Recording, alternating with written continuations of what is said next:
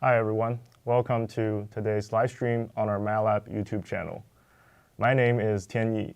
I am a product marketing manager here at MathWorks, and I work on Simulink and model-based design. Today I have the pleasure to invite my colleague Arkady to join us on today's live stream. Arkady, do you want to give a brief intro to the audience? Thanks, Tini. Yes, I'm the product manager at MathWorks. I work on controls products and on deep learning, and it's my pleasure to talk to you about using AI with model-based design. Excited. We're really happy about you joining us today, Arkady, and we're also really excited about you watching the stream right now. And before we get started, I want to call your attention to the live chat functionality on YouTube. So this is where you can put all of your questions in the chat, and we'll make sure to continuously monitor the chat as we cover different topics in today's stream, and we'll be providing answers to your questions. Additionally, we'll also put in the relevant links and resources as we go through the session today. So please feel free to take a closer look at these as well. So today we're talking about AI. AI is a really hot topic nowadays. And we know that AI promises good results when it comes to solving tasks that are otherwise difficult or impractical using traditional techniques. And AI can be used to model complex algorithms. It can be used to capture complex nonlinear relationships between different inputs and outputs. I don't know about you, Arkady, but to me, the amazing thing about AI is that you don't need to explicitly encode the algorithm using logic statements or describe the detailed system behavior using first principles or physical equations. Yeah, it holds a lot of promise. We'll hear about it. In a sense, AI does all of that for us through its learning process. As long as you make some good design decisions on the AI model and you feed different kinds of inputs to the model of sufficiently high quality and quantity. And given the advances of AI and better results that we're seeing from AI models, there's an increasing need for engineers to integrate AI functionalities into the system that they're building to either enhance or complement the system. Yeah, absolutely. And these systems often include high integrity systems that have to work under safety critical scenarios. And some examples of these systems include cars, airplanes, medical devices, railway systems, renewable energy systems, among many others. And there is a set of unique challenges that come with implementing AI into these systems. For example, how do you make sure that the AI component interacts and integrates well with the rest of the system components? How do you make sure that you can deploy the AI algorithm onto embedded resource-constrained processors that are often found in these systems? Yeah. And how do you make sure that the AI functionality will work as intended when you move from the design environment to the operational environment? So these are some of the high-level questions that we will explore further in today's live stream. And by the end of today's session, we hope that you can have a better understanding of the different use cases of AI in the context of system design, and be more familiar with the toolkits that MATLAB and Simulink offer for you to integrate AI into the system that you build. Yeah, that all sounds good, Tini. Let's jump into it. Yeah, so in terms of today's agenda, we'll first cover the three broad trends that are happening in the space of AI in systems. We'll then walk you through three practical AI techniques that you can start implementing today with model-based design. And then finally, we'll talk about why MATLAB and Simulink are such powerful tools for you to design AI functionality into systems. And without further ado, I'll hand it over to Arkady to talk about the landscape of AI in the context of systems. Yeah, that sounds good, Tini. Thanks. I'll borrow your mouse so I can advance with the presentation. Okay, so I'm a controls engineer, so I chose this schematic of a control system that might be familiar to those of you who are control engineers as well. And I'll use it to talk about how AI is used to enhance engineered systems. these complex engineered systems that MassWorks customers are creating.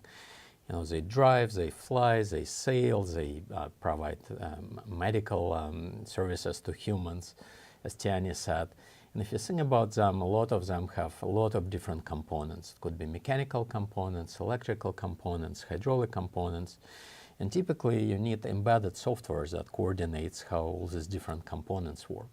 So the software, it provides control algorithms and provides also, you know, the higher level trajectories, the reference commands that our controllers need to follow. And if you think about the typical control system diagrams that you see here, when we're developing such a system, we have to worry about the device that we're controlling, whether it's an airplane or a car. And typically, we need to have a good model of this device so that we can design our control system in simulation and test it in simulation to be sure that when we get to the actual device, it's going to work as intended. It's not going to break, it's not going to do something unexpected, and it's not going to endanger humans. So there is this component that we need to worry about, an accurate model of the device that we need to work with. And for that, AI can help us. And if the data is coming from the actual hardware, we can use this data to create an accurate model using AI to describe the dynamics of the systems that we're trying to control. Sometimes you would be using full order, high fidelity models that you develop in other tools, CFD, FAA tools. And the smallest ones are very accurate. They're just too slow to be used in system level simulation that you need to run for overall system design and control system development. So you can take data from those full order models and create fast running approximations, reduced order models. We'll talk about that. So that's about the plant modeling with AI. If you think about perception and sensing, of course we need to know, you know, where our car is or what's the attitude of our airplane. And so for that we use sensors, obviously. Sometimes we use cameras to get the visual indication of where we are. And AI can help us with that. So for example, there is a lot of interest in using AI to supplement or replace hardware sensors that might be too expensive or unreliable. And instead, engineers want to use algorithms that could predict or estimate the values of signals of interest. For example, NOx emissions or battery state of charge, things that are hard to measure or expensive to measure with regular sensors. So we will talk about this virtual sensor modeling use case. And finally, when we're thinking about our control algorithms or the planning algorithms, that's where AI can help as well. And we'll talk about a technique that's relevant here, an AI technique called reinforcement learning that we support as well. So the second trend that I want to talk about is the interest that we see in deploying AI to embedded devices. I think we're all familiar with ChatGPT and large language models. And if you think about what it takes to train those huge models, you know, that's shown in the upper row of this picture. You need big computer farms, maybe with a lot of GPUs, and the performance needs to be very high. And there are a lot of learnables where you're learning billions of parameters, and this takes, you know, a small power plant or medium power plant to provide power to these computer farms. For vision-based applications, people have been using GPUs, graphical programming units, and these are pretty powerful computing devices. But what we are seeing is that there is increasing interest in edge AI. So when the AI models that oftentimes are smaller, don't have as many learnables, need to run efficiently on resource-constrained devices such as microcontrollers, automotive ECUs, even FPGAs. And we have to work with limited computational and memory budgets, and we have to also be power efficient. Okay, the third trend that Tiani already referred to is increased focus on regulation and certification. A lot of our customers are developing automotive, aerospace, medical devices, industrial machines, and other systems where it's important to make sure that the systems are safe, that they are not going to endanger humans. And in general, there are processes and procedures that engineers follow to make sure that the systems are certified for safety critical use. And using AI to design the systems or in operation of the system introduces new challenges. How do we make sure that AI algorithms are going to do what we expect them to do. They're black box algorithms. So we are seeing increased amount of government regulations and standards about AI. This is still a very upcoming researchy field where there is fast development, but we are keeping track of these developments, and we are providing some capabilities to help our customers verify and even certify algorithms. So when it comes to high-integrity systems, model-based design has been a powerful and reliable framework for engineering complex systems for almost 2 decades. And we're seeing the application of model-based design across, as Arkady mentioned, many different industries. For example, aerospace, automotive, energy production, industrial machinery, and automation, among many others that you're seeing here. And at the center of model-based design is a product called Simulink. So to help you understand what Simulink does, I can quickly take you to the Simulink product page to take a look. So Simulink is a simulation environment for modeling and simulating multi-domain dynamic systems. And Simulink supports model-based design through 2 main pillars, modeling and automation. By modeling, you build a virtual representation of your system without relying on costly and time-consuming to build physical prototypes. And by performing simulations and analyses on these models early and rapidly in your design process, you can quickly try out new design ideas and use simulations as fast and repeatable tests to guide through your design process to fine-tune, optimize, and get your design ready for production. And when you're thinking about production, and that's where the automation part of model-based design comes in.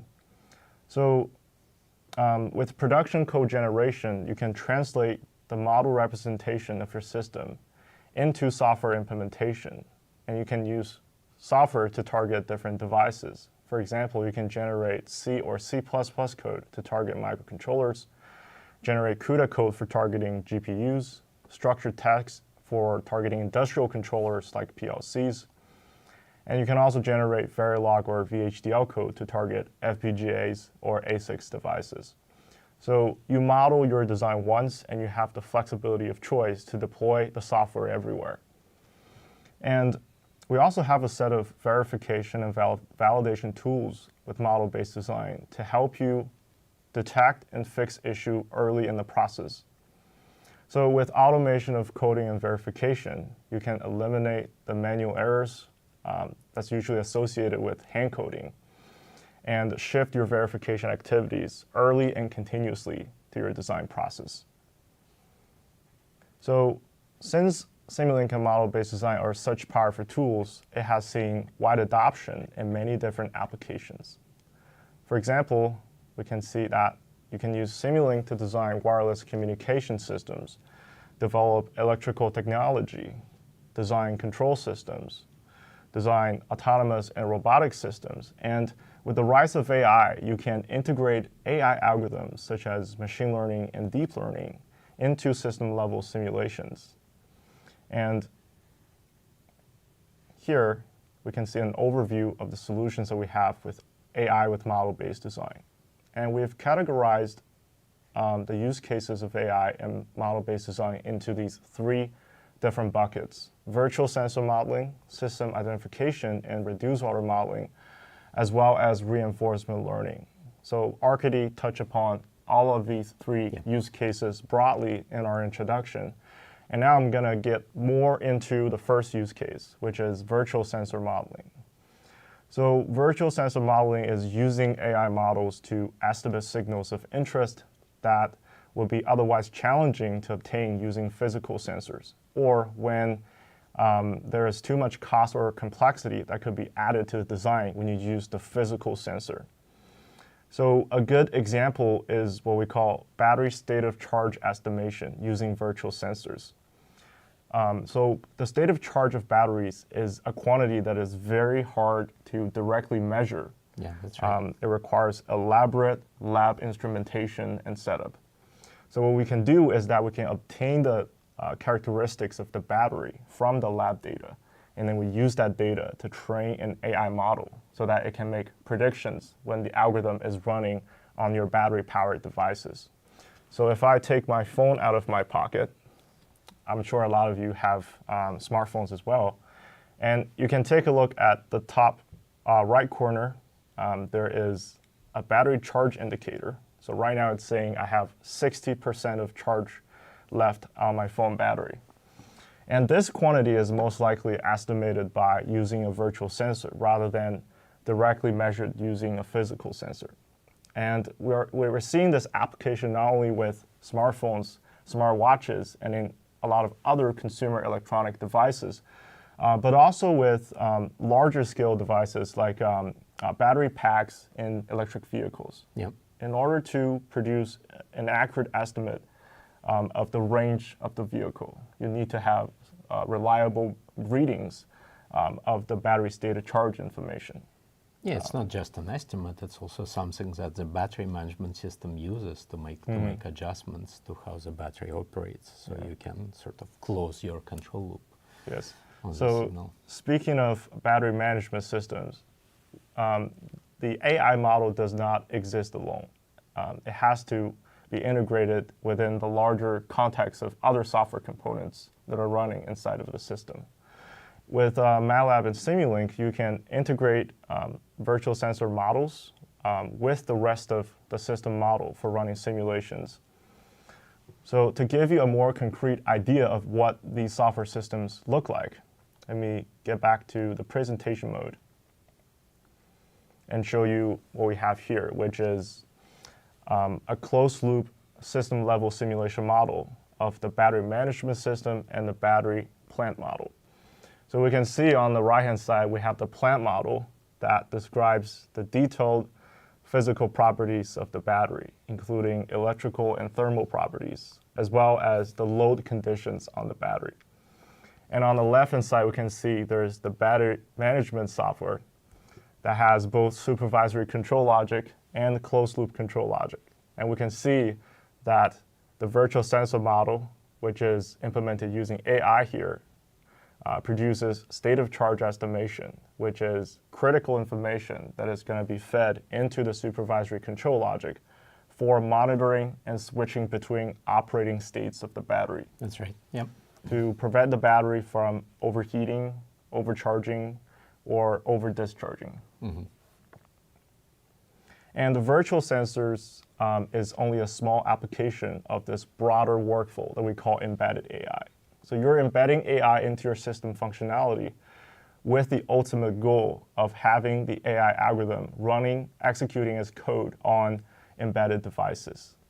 So in terms of this overall workflow, we'll first start with data preparation. So with MATLAB, you have domain-specific toolboxes for data cleaning, data analysis, and running data pre-processing. Yep. Whether it's audio signal data, whether it's time series signal data, or image or video data.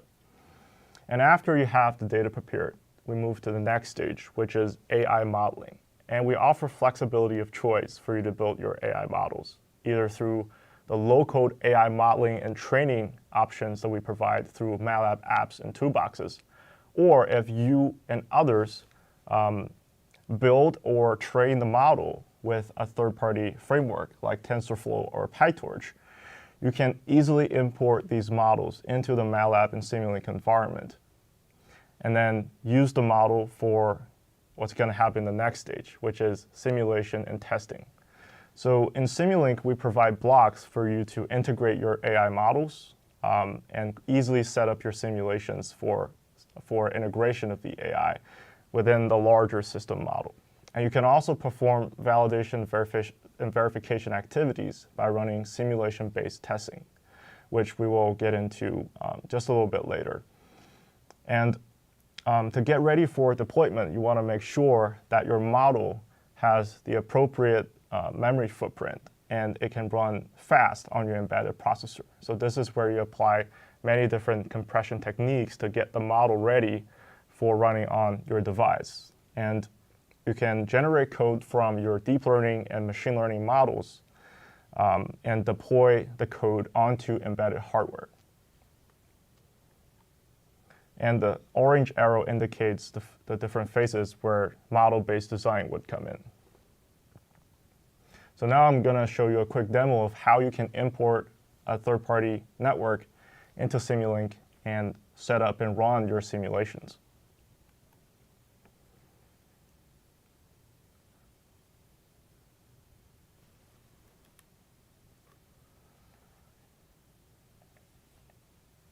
So in the MATLAB environment, we can quickly launch the Deep Network Designer app by doing a quick search in the Apps tab.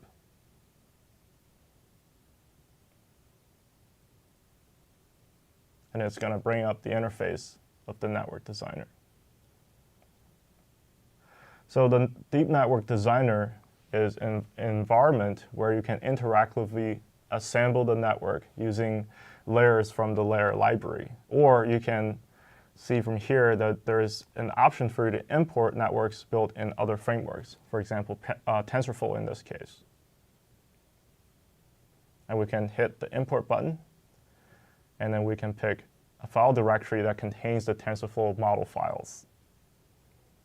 And after clicking on the import button, it's going to run some analyses on the third-party model, and it does the conversion process automatically.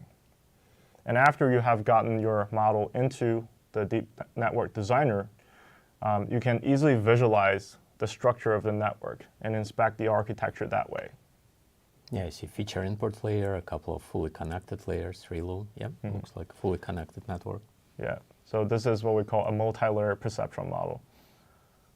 And if you click on the individual layers, you can get into the details of the specifications of each layer. So this provides a quick way for you to do some sanity checks on the properties of the model. And you can also easily export the model to Simulink. Yeah, I think here you're showing how we're importing the model, bring it into Simulink, but if needed, we could also change the model, add some layers, do transfer learning with that. Yeah, absolutely. So this provides a very interactive environment for you to quickly visualize, edit, and manage all of your models in one place. Yep. So you can save the network into a mat file so that you can access the model later. And here we can see that it has automatically launched Simulink with the predict block created, and we can see the predict block in the Simulink canvas.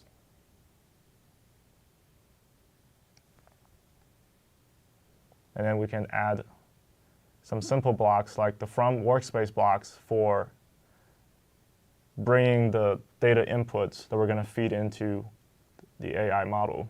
So cool. Now it's just like any other Simulink block, and we can interconnect it with our mechanical, electrical components, control system, and so on. Yep.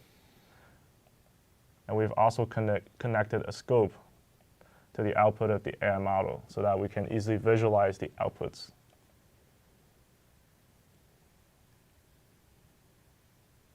And then we can also run some sections from our live script to prepare the input data for running our simulation.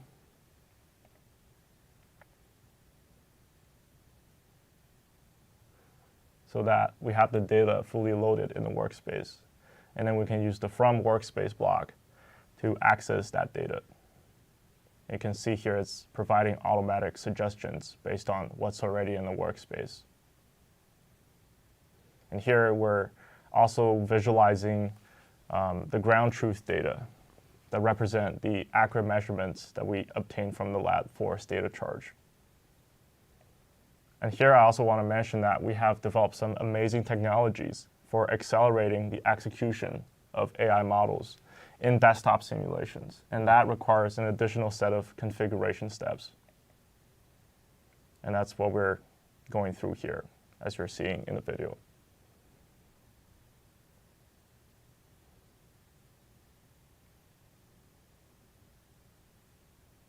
And after we're done with the configurations, we can specify the data format to help Simulink understand what kind of data we're feeding into the model.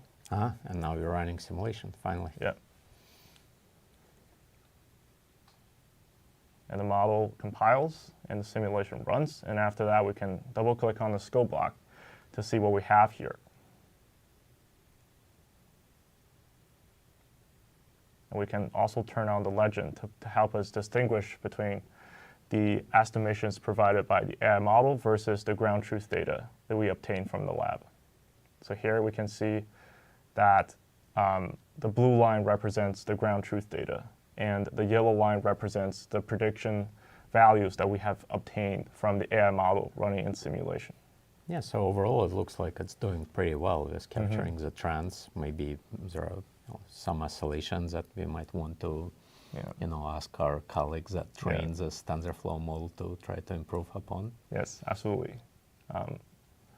And here we can see that it's actually showing the discharging and recharging cycles of the battery. Yep. So after you have integrated your AI model in Simulink, what are the different validation and verification activities that you can perform on your AI model? So here we have a verification construct that's called baseline testing, which is performing unit testing on the neural network using data-driven tests and simulation to help us assert the accuracy of the model. So as we showed before, we have the baseline data, which represent the ground truth data that we would collect from lab measurements. And we also have the actual simulation outputs. And here you can see some results from running a baseline test that you can create with a product called Simulink test. And here we see that the blue line represents the ground truth data, and the orange line represents the predictions. And what you can do with the test case is to specify a tolerance level. And if your simulation outputs fall outside of the tolerance level, it means that that particular point or particular points in time are failing in terms of what the test case looks at. And on the bottom plot, you can also see that it's also plotting the differences between the baseline data and the simulation outputs. And we can see that everything is within the tolerance range, which means the test case has passed. Yeah, of course, this particular band will depend on your application and what your requirements are, but that's all user configurable. Yes. And this way you can automate the testing, as you said, and quickly see if the tests pass or not. Yeah. And then we also have a notion called back-to-back testing. So you would start with running your models with desktop simulations. And as you move further into your workflow, you will generate code from the models. You will run the code on actual embedded hardware. And then you might even want to incorporate hardware in the loop testing with real-time machines. So back-to-back testing makes sure that your model behaves consistently across different development stages in your workflow. And Simulink Test provides a convenient setup for you to configure the simulations to run in different modes. So on the right-hand side, you can see that we have configured the back-to-back testing to run in the normal mode, which is the desktop simulation mode, and also in the software in the loop mode, which means that you run the simulation with the generated code from the model. And on the bottom right corner, we can see that the test results are showing us that the model behaves essentially the same across your desktop simulation and your software in the loop simulation, so that we have more confidence that as we get further down into the workflow, the model still behaves correctly and the same. Yeah, because our eventual goal is embedded deployment, right? So we want to check that the code that we will be running in the embedded system is doing what the model was doing and meeting our requirements. Yeah. And so we talked about the elements and workflows that we can borrow from the model-based design high-integrity workflow. There is another realm of AI VNV activities that leverage what we call neural network-based formal verification methods, which is using mathematical methods to assert certain properties of the network. And one aspect of the network that we can test is called robustness. So what if you're running the AI model in operation and there's noise in the input that can cause disturbance or perturbation to the inputs? Yep. And will the AI model handle the disturbance in a robust way so that there's minimum deviation on the output that the AI model produces. And we have an add-on called the Deep Learning Toolbox Verification Library that has functionality for you to test the effect of different perturbation levels on the, from the input on the output. So we have a function called estimate network output bounds that can help you assert what's going to be the maximum amount of deviation that you will see from the AI model's outputs. And another idea of the formal verification that we can run on the AI model is what we call out-of-distribution detection. So the name is a little bit complicated, but the idea is very simple. In the training, so for a very simple example, when you train an AI model to classify pictures of cats and dogs in training process, so the AI has learned that very well. Yeah. And what if in the operational environment, there is a picture of a bear that slips into the mix? How do we build a mechanism that can flag this kind of input as being significantly different from the inputs that the AI model has seen in its training process? Yeah, it's important for safe operation. Yeah. Yeah. And there is functionality that we can leverage, again, from the verification library for you to build safety guardrails around the AI model in case the model is exposed to data that it has not seen before in its training process. Yep. So that we can either have humans intervene in this process, or we can have another system that cross-checks or cross-references the results produced by the AI model. Mm-hmm. So after you've performed verification on the AI model, it's time to think about deploying the model onto real hardware. And there are some practical challenges when it comes to deploying AI onto edge devices. For example, we have limitations, as Arkady mentioned at the beginning, on the memory, such as RAM and ROM of these devices. We have limited raw clock speed, typically in the megahertz and in the low gigahertz range. And these devices often have limited power consumption. But there's also a set of strong needs for us to keep the high accuracy level of the AI models when we run it in inference. We want to maintain good throughput of the AI model, at the same time keeping the memory footprint of the model small. So here is where compression comes into place to bridge the gap when we go from simulation and testing the model to deploying the model onto hardware devices. And we have a set of techniques for us to reduce the model size, speed up inference, and also maintain the accuracy level of the AI model. And we have two broad categories of compression techniques. So one is what we call structural compression. So this is looking at the structure of the neural network and try to analyze the network and take out the parts, the different weights and connections that are least significant in terms of contributing to the predictive power of the AI model. So that helps reduce the complexity of the neural network. And the other type is what we call data type compression. So this is not changing the structure of the model, but looking at the data representation of the weights and parameters in the network. So we can use smaller and more efficient data representations for storing the weights of the network. So we can have, we can apply quantization techniques and fixed point conversions on the AI models. Well, actually, Tianyi, I'll just add that there are also different types of AI models, and different architectures will create different models in terms of how computationally intensive they are. And so with our tools, it's easy to try and compare different models. So you showed importing a network, but if you're training in our tools, you could train LSTM, you could train fully connected network, you could train maybe a support vector machine.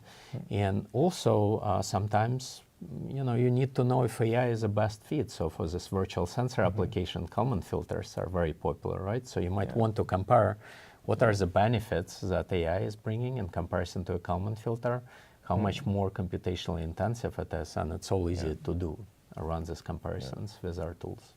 So there are a lot of factors that come into play when it comes to model selection, when it comes to applying different compression techniques. Yeah.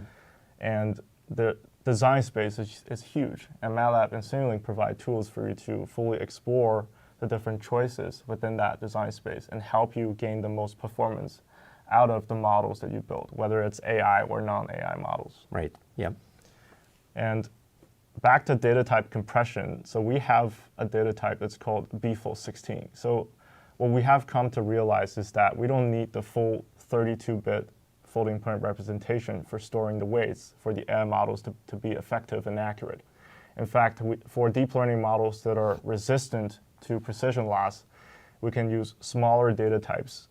For example, we can truncate away the 16 bits from the full 32-bit floating point representation and have the model size almost instantaneously cut by half. Mm-hmm. And with large language models that have a lot of parameters, industry is starting to adopt even smaller data types, like 6-bit or even 4-bit floating point representation. So this is an example of the effects that you can see on the AI model after we have applied the compression techniques. So this is an LSTM model, and we can see that by progressively applying structural compression as well as data type compression, we are still maintaining the same level of accuracy that we're seeing in the model, but we have significantly reduced the size of the model, and we've also reduced the inference latency, which in other words, we've significantly sped up the model when we run the code on embedded devices. So after you've compressed the model, it's time for us to generate code to target hardware. And with MATLAB and Simulink, you can generate plain C, C++, or CUDA code to target any CPU or MCU or NVIDIA GPU devices. And the big advantage of that is that you have flexibility to deploy the code onto any device family or device type. And in the case that you have some specific targets in mind, we also offer integration with optimization libraries for you to even gain more performance out of code running on these specific targets. I don't know what happens there, Tiani, but you are not showing FPGAs. We can also generate HDL code to target FPGAs, including for AI models. Yes, that's another option if you're looking at FPGA or ASIC devices. Yep. And we also want to show you what it looks like when you run the AI model as code executing on the actual embedded processor. So this is what we call processor in a loop simulation. And I have a quick demo video to show you how it works. So we have functionality for you to manage your simulations. So you've deployed your code, and it's running in real time on the actual embedded processor. And on the top right-hand corner, you can see that the AI model is producing estimations, and it closely tracks the reference results. And what is happening is that there's a connection being established between the embedded processor and your desktop MATLAB and Simulink environment. So you can use this connection to monitor the execution status of the code on the processor, and you can also obtain artifacts like profiling reports from executing the code so that you can have more insights into the performance of the code. So I've covered the workflow of embedded AI all the way from data preparation, AI modeling, to compressing the model and deploying the AI model onto embedded processors. Yeah, so there was a lot. Yeah. Maybe we should stop and take some questions. Is there any? There was a lot to unpack. That's, the question is if there are demos available for download. Really good question. I think one of the nice capabilities that we think we provide is that we have tens or even hundreds of demos that show you how to use AI for this embedded AI applications and beyond. And if you go to Deep Learning Toolbox and click on examples, you will find different categories of examples that will help you to get started for different engineering applications. So I encourage you to check this out. So yeah, a lot of demos that help you get started. Any other questions there that we can take? Let's see.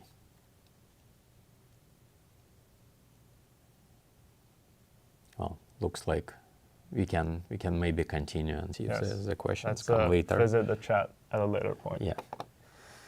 Okay, thanks, Tiani. So we'll talk about some other use cases here. So probably not in as much detail. But if you remember when I started by showing this picture of a control diagram, we talked about virtual sensor modeling. That's what Tiani focused on now. There is also this use case when we might want to develop an accurate model of the systems that we are controlling using the data that we collected from hardware or data that we have from slow but very accurate full order model. So that's what we are talking about here now. So the second use case is AI-based system identification and reduced order modeling. And the difference is only where the data is coming from. If it's coming from the actual hardware, we're referring to that as system identification. If the data is coming from full order model, then we're referring to this as reduced order modeling. Of course, system identification is an area of engineering that has been around for a long time. MathWorks had for ages system identification toolbox. What's new now is that there is AI, and so we can use AI to develop better nonlinear models. Okay, so where can you use these models that you develop? What can you use them for? You can use them to run system-level simulations. You can take slow full-order components and create models that can run in real time for hardware-in-the-loop testing. You can use these models as internal prediction models for Kalman filters, nonlinear Kalman filters, or nonlinear controllers, such as nonlinear model predictive control. And of course, for virtual sensor modeling, the data that you use to train the model could be coming from full order model, and then you're into embedded AI workflows that Tiani talked about. Here's an example of our customer, Subaru. They were using Simulink to design a control system for automotive transmission. They had a detailed full order 1D model that they built in another tool, not a MathWorks tool. And this model, while it was great and accurate, it just wasn't running fast enough for the system-level simulation and control design they needed. So they used MathWorks AI tools to create a reduced order model that was AI-based. And this model was running 100 times faster than the original full order model and accurately reproducing the signals of interest. So that was great. So I'd like to quickly walk you through the demo here, okay? In this case, imagine that we are developing a closed-loop temperature control for a jet engine. And this temperature control system needs to maintain the optimal turbine blade clearance between the tip of the blade and the turbine case. If the clearance is too big, then the turbine is not operating efficiently. If the clearance is too small, then we are potentially rubbing into the case, and that's not good. So we're using the cool ambient air to control the amount of cooling that we provide to the blade. And so we need to have a good model of how the maximum displacement of the blade tip will change depending on different conditions. And we'll use this information to run system simulation and design an advanced nonlinear model predictive controller. So in our Simulink models that we are using, we are specifying the ambient conditions, we will be designing our controller, and we have this full order high fidelity third-party tool FAA model that computes maximum tip displacement. Now, if you think about this full order model, it's doing the computations that are based on partial differential equations to compute the temperature profile at each point in the mesh. And this is very intensive set of computations that we sped up here just for illustration, but it's actually not anywhere close to running at the speeds that we need for system level simulation. So this model, again, could be coming from a third-party FAA CFD tool that you could be bringing into Simulink through a functional mockup unit, FMU or FMI.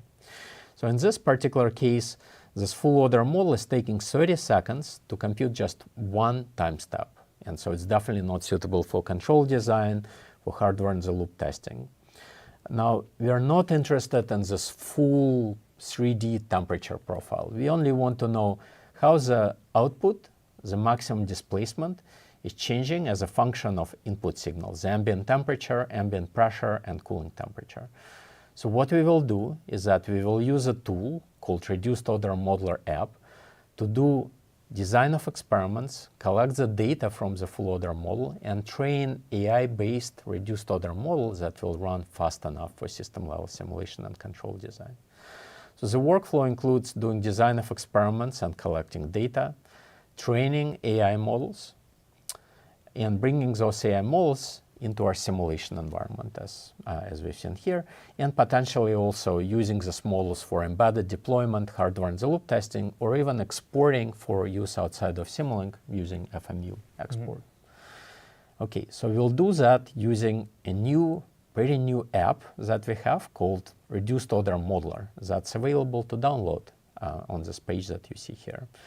This app helps you go through the stages of design workflow, run design of experiments, generate data to train the models, train and compare different types of AI models, and export trained models for use in Simulink or even outside of Simulink. So let's take a look at a demo very quickly. So we'll start this app. We'll open a new session. And in the session here, we'll specify the signals in the Simulink model that will be the input and output signals for our reduced order model. So in this case, the ambient temperature, cooling temperature, and pressure are signals where we will inject excitation signals to generate data for training an AI model. The signals that will be inputs to a reduced order model are filtered versions of the signals.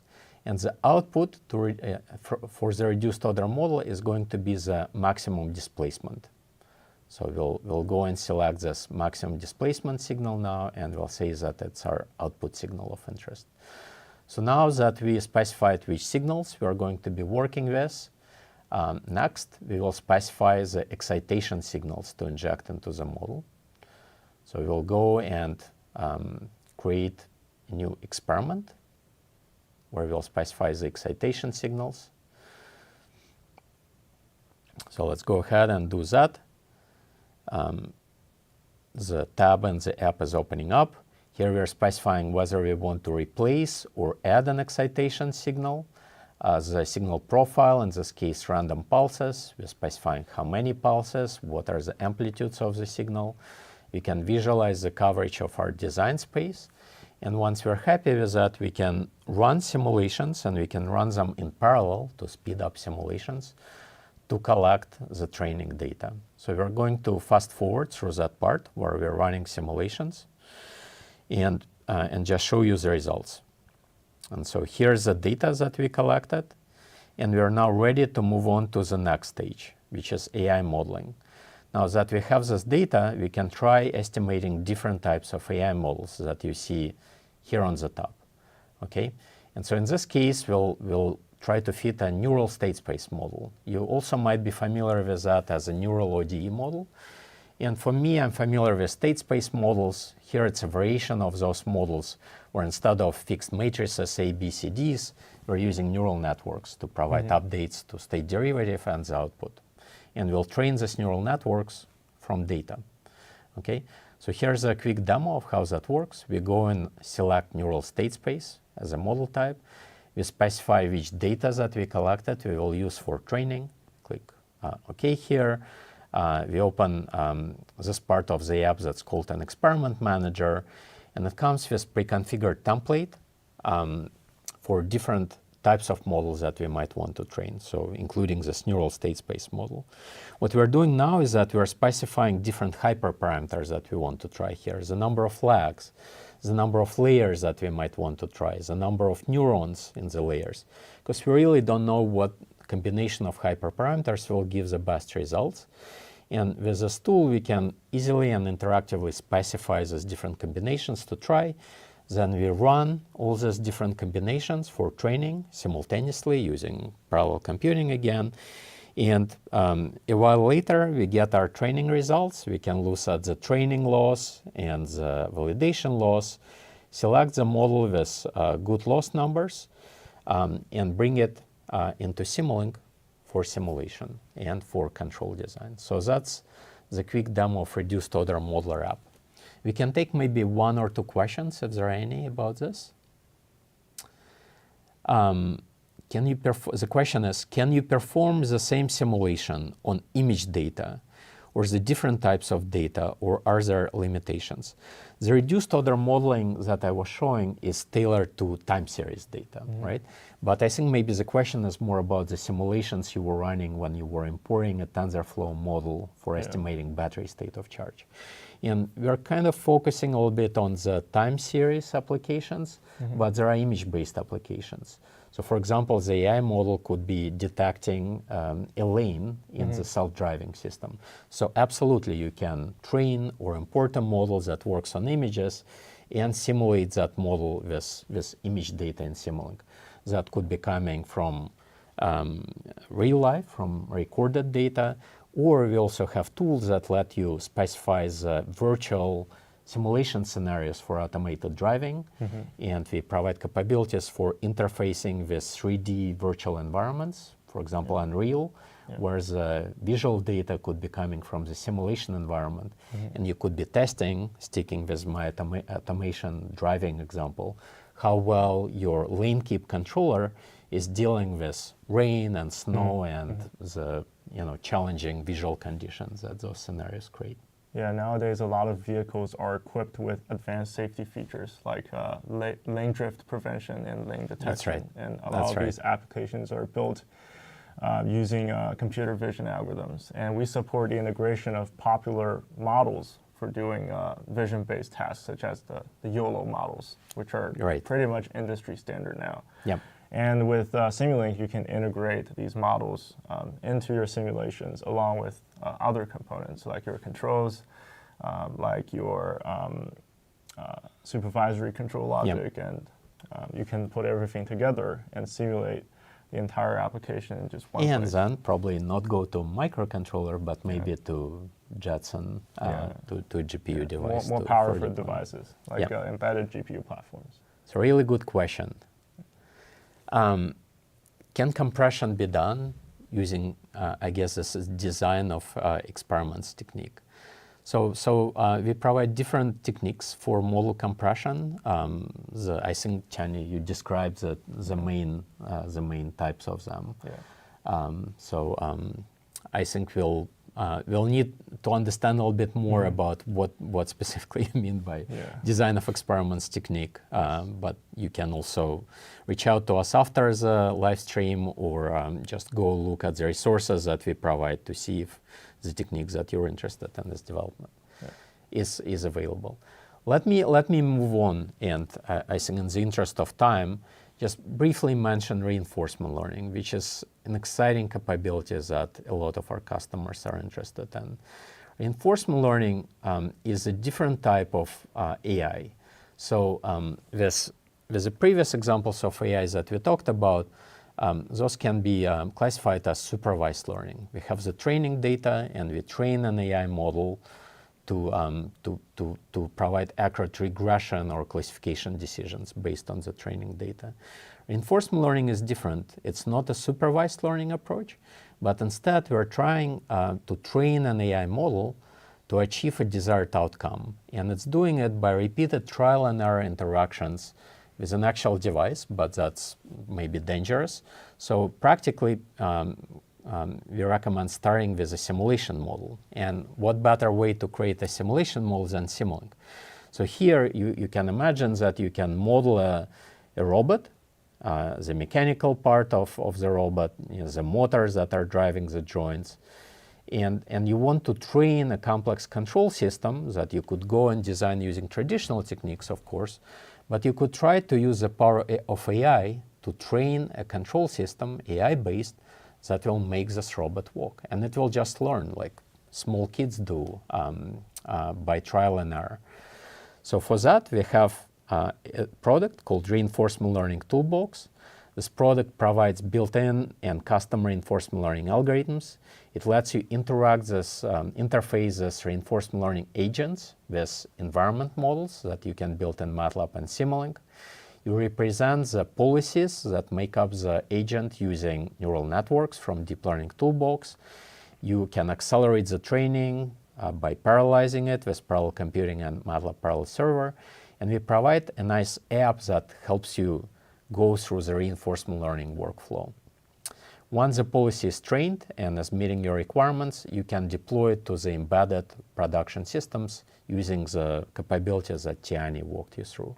And as the questions that we had was asking, there are also multiple examples that show you how to use reinforcement learning for control, for automated driving, for robotics, for decision-making tasks. So I encourage you to take a look.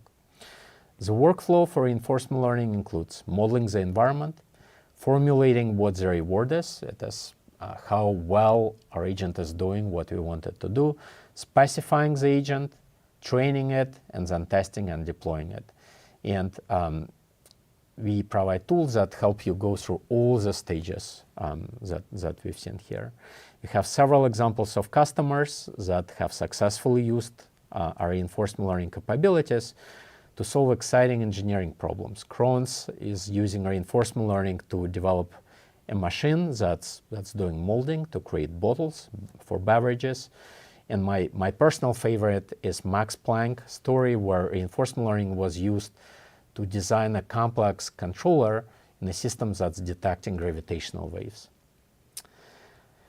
Now, briefly, I'll mention that there are many other use cases for AI. We just touched the tip of the iceberg. So AI can be used for anomaly detection. In your control system, you can detect that something is off. Maybe you need to reconfigure and use different sensors because the sensors that you have are failing. Or you can use anomaly detection for predictive maintenance to maybe schedule a visit with a technician to service your machine.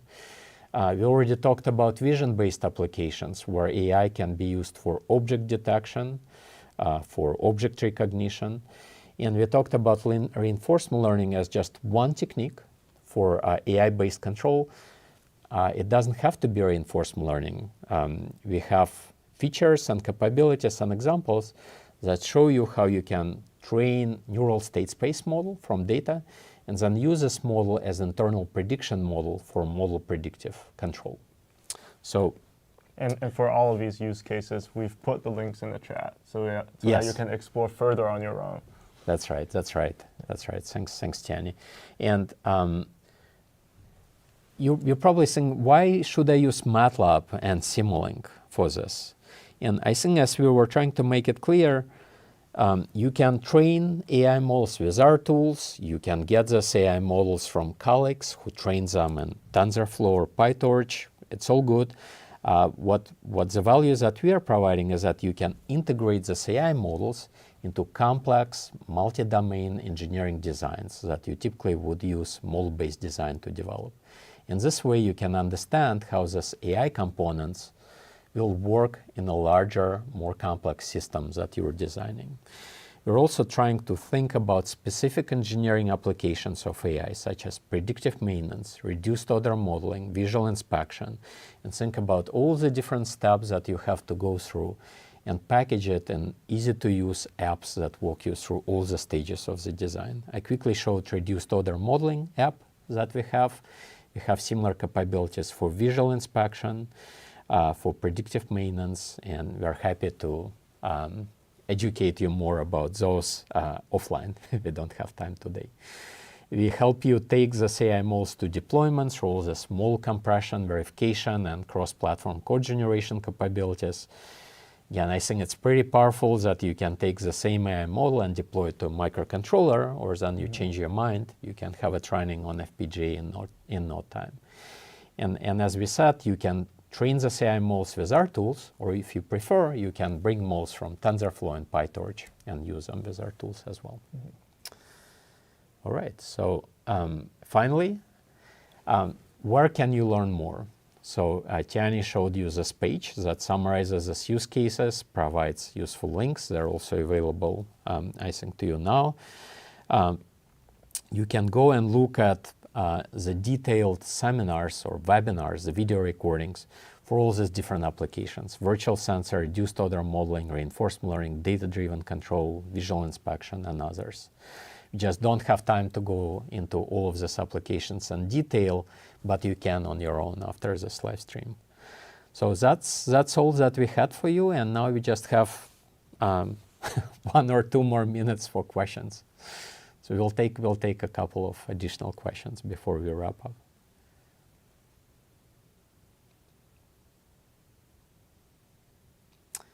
Okay, is fuzzy logic used for determination of weightage between input and output data? So fuzzy logic is one of the products that we have. So if you're interested in fuzzy logic, you can use a fuzzy logic system. You might consider it a type of AI system, of course. It has advantages because it's a little bit more explainable. You come up with rules that humans can interpret easier than weights and biases in a neural network. When we are training a neural network, which I suspect is what the question is about, we are not using fuzzy logic to come up with weights. We are using back propagation algorithms to train the weights and biases in a neural network. But fuzzy logic is a technique that you can use. You can also use it with AI techniques. So for example, you can train a neural network to do something. And if you need to have explanations for what a neural network is doing, you can design a fuzzy inference system that would be basically providing you with rules that would be explaining why a neural network is doing something. I'm happy to talk to you more about this. We have examples in fuzzy logic toolbox that are showing how to do that. Let's take one more question, if there is one. Can this be used for modeling while using ordinary differential equations or partial differential equations? Okay, so the question is a little bit unclear, I guess, in terms of what this is in this case. I will take a liberty to assume that you're maybe asking about reduced order modeling and say that yes, so this AI-based techniques can definitely be used for modeling both ordinary differential equations and PDEs. So you can think back to this problems that I was showing here when we were modeling the maximum displacement and a blade tip. And to do that effectively, we needed to solve PDEs, partial differential equations. So we created an AI model that, in this case, just approximates the scalar relationship between a few inputs and outputs. But using our deep learning capabilities, you could train AI models that would be providing sped up computations of the whole temperature field if you wanted. Probably the types of models that you've seen, LSTMs, neural state space models, might not be best models for those scenarios, and maybe it would be more appropriate to use architectures such as graph convolutional networks, which we support in Deep Learning Toolbox. Okay, so hopefully that answers the question. We can talk more about that offline. Yeah. Yes. Okay, so we think we probably abused your time a little bit. We're a little bit over the limits that we had. So hopefully this was useful. Thank you very much for watching. Thank you very much for asking questions. And there are tons of resources that we can provide to you to learn more. We are happy to talk to you. Our engineers are happy to talk to you. So please reach out, and we're happy to work with you to help you use AI to create better engineered systems. And we'll see you next time in our live stream on our MATLAB YouTube channel. Have a great day. Thank you.